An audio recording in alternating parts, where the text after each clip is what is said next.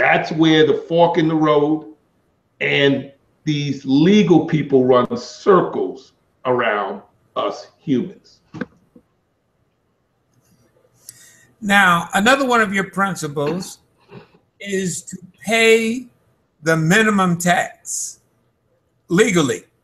Doesn't everybody do that? Or try to do that? Unfortunately, Kooge, it's almost like asking me, does everybody exhibit common sense? As Mama Cash used to tell me, common sense isn't so common. So no, unfortunately, matter of fact, I can tell you with a surety, 99.999% of the population of the planet, not just the United States, pay the maximum legal tax. But we are only obligated to pay the minimum legal tax. And that's the same tax that the rich pay. That's why Warren Buffett can say he pays less in taxes than his secretary. That's why there was a New York Times article about 4 years ago that did an expose on, how the rich don't pay their fair share. And they came to the conclusion that the rich pay little to nothing. And the emphasis was on nothing, Kooge. That many of the rich pay absolutely nothing in taxes, i.e. the minimum legal tax. Now, another one of the principles that you use in your business is the idea of not owning, that the rich own nothing but control everything. What do you mean by that? Kooge, up until about 15 years ago, that age-old saying or phrase made absolutely no sense to me. Matter of fact, Kooge, that phrase seemed like just the opposite of what could be possible.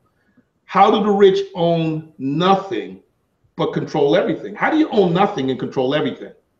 But the third part of it came into play as I began to get these nuggets of wisdom, these crumbs of insight, instruction, of knowledge from thousands of enormously successful entrepreneurs and wealthy people. And as I said, the rich own nothing, but control everything. And here's the third part, Kooge, through these artificial people. So the rich personally, the human beings, don't own much, if anything. They have these artificial people, estates, trusts, corporations, and LLCs own it, and then they control those assets through those artificial people. So the rich own nothing but control everything through and vis-a-vis artificial people, legal people. So that's how they do it. Now, the other concept that you talk about is living your life as a business rather than as a consumer. Could you explain that? Yes.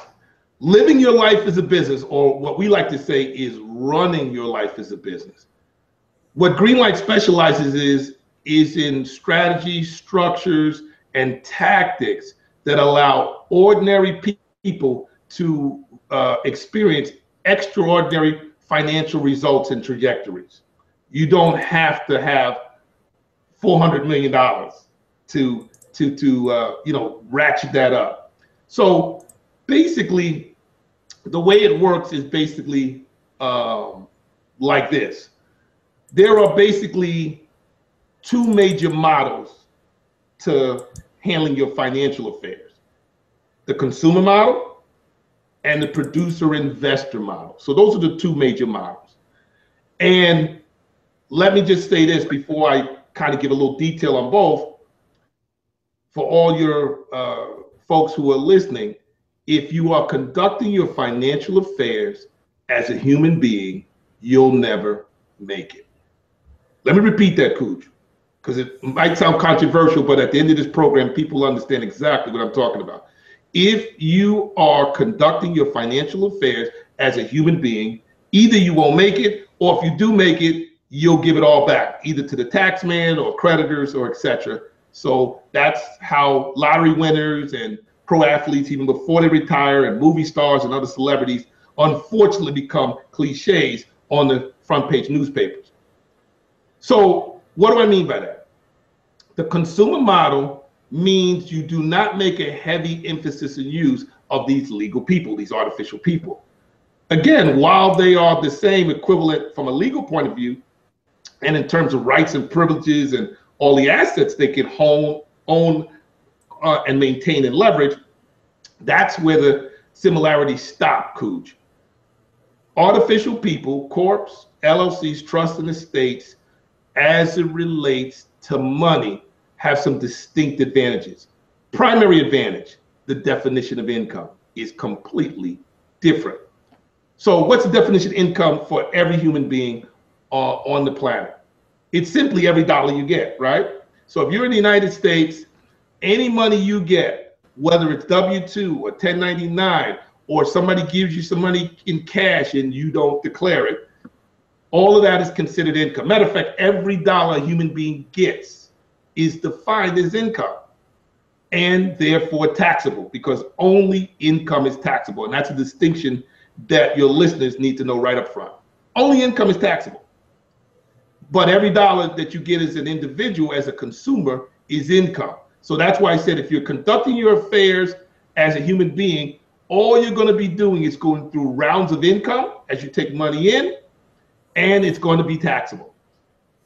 When you do the producer model, and again, I'll give you an analogy, a mental word picture, if I may, Kooge.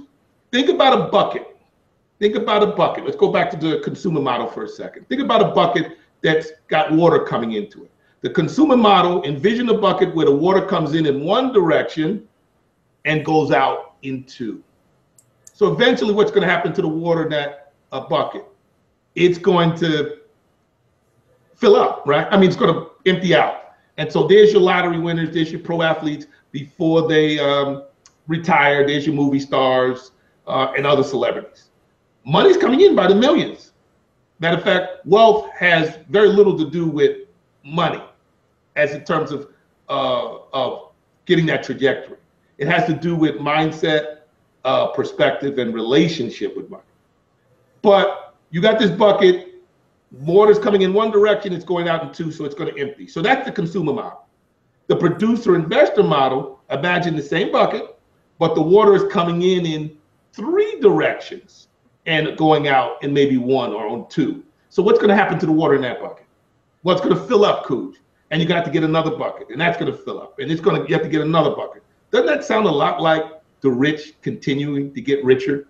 So you could operate out of the consumer model, which 99.9% of the people in the United States and even more throughout the world operate under, and you unfortunately die broke, you lose, right? Or you can operate in the producer investor model, where you got the water coming in multiple directions, only going out in a fewer stream of directions, and those buckets are going to be filling up. So that's what I mean by consumer model versus producer investor model. In conjunction with that principle, one of the principles I know you promote is never buying depreciations. But of course, that includes cars. How do you work that? Well, as a man who drives or has access to 7 BMW, Greenlight is blessed to have a little mini fleet of BMWs. And again, you know why? Business, money, and wealth coaches, which are the 3 critical success elements to financial empowerment, business success, and wealth creation. So we have a little mini fleet of BMWs. Beautiful cars. Matter of fact, the latest addition to the fleet is a 2015 BMW X5M series with all the trimmings, probably an $85,000 SUV. We didn't buy it, Kooge. So first of all, I didn't buy it.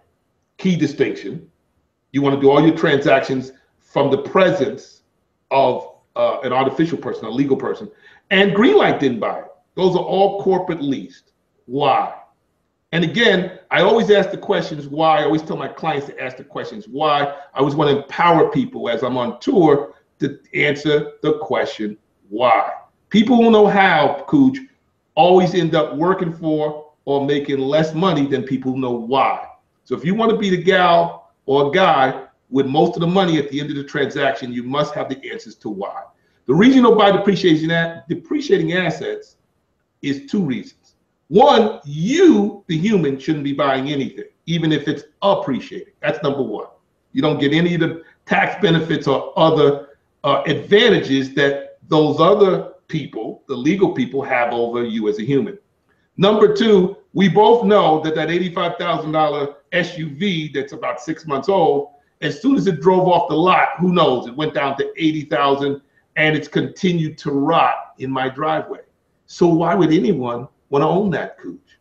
You know, so at the end of the car's useful life, let's say 5 to 7 years, it's virtually worthless. So that's the last thing you want to do. The rich only buy appreciating assets, and they buy them through and vis-a-vis these artificial people, these legal people. They don't buy them directly, because if they get sued, if somebody rich and or famous gets sued, what happens if they have a lot of assets in their name? Well, that person that sued them, you know, in this country, even a frivolous lawsuit can amount to a settlement at the very least, or that other person might win. So they just hit the lottery.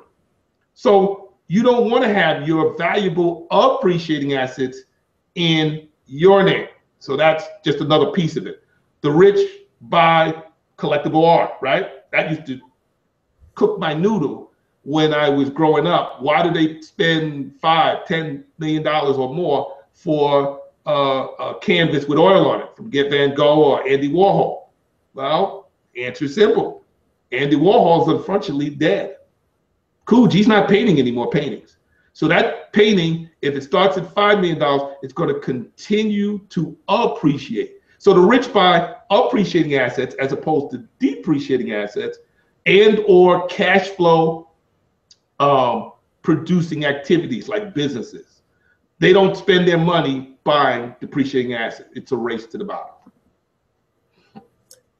Now, you also talk about the mindset of the wealthy as opposed to the mindset of the poor. What's the difference? Okay, great question. First and foremost, all your listeners should know that there are very few differences between them and the rich. It has nothing to do with the money difference, the monetary difference. Because I talked about lottery winners and pro athletes earlier who make a lot of money, right? The number one difference between the rich and those who are poor, middle class, or aspiring to be the rich is just three things. The rich have a very different overall mindset. They have a much more productive and complete perspective, and they have a very, very enhanced relationship with money. So mindset, perspective, and relationship with money is the only thing separating your listeners to people like Oprah Winfrey and Bill Gates and Donald Trump and Warren Buffett. That's the only thing separating the two groups: mindset, perspective, and relationship with money. And those are all a function of knowing what structure to be in, meaning you shouldn't be conducting your financial affairs as a human being. It's as strange and counterintuitive as that might sound. You'll never make it. You'll always be taking an income and always be a day late and a dollar short, or as they like to say, too much month at the end of the month. You want to be in the producer investor model where you're primarily doing transactions vis-a-vis these artificial people. So that's really the difference: mindset, perspective, and relationship with money. The rich know that only income is taxable. The rich know that. The poor, the middle class, and the aspiring rich know that only to the degree that they have to pay their taxes. And I always advocated that you pay your taxes. Matter of fact, my clients, some of them get unreported income, and I say, okay, we're not doing that anymore. You're going to report every dollar. I don't care if you get it in cash, wired into your account, or what way you get it. As long as legitimate legal money, you're going to report it. But you're going to be conducting your affairs in a very different manner, where you're going to be paying the minimum legal tax. And I think you're going to be very happy with what that number comes out to be, even though you're reporting every penny of income. So the rich know that their perspective with money is that only income is taxable, so they avoid income like the plague.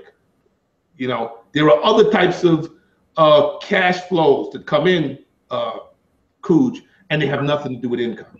So if you can avoid income, then obviously you can pay the minimum legal tax. Now, I know you speak with groups all over the country, and you have a special interest in speaking with African Americans and Hispanic groups and helping them grab some of these concepts. One of the things I'm sure you're working against is the idea, I call it portable wealth. Used in the Hispanic and the African American community, the emphasis is on brand name everythings, Chevys, Regal, Cadillacs, and wealth that you can carry around and show. How do they react to your position, and how do you raise their level of consciousness? Well, when I'm dealing with people who are Black, brown, and beige, so I'm mainly talking about African American and Hispanic community. Matter of fact, about 90% of my staff is bilingual, meaning they speak English and Spanish.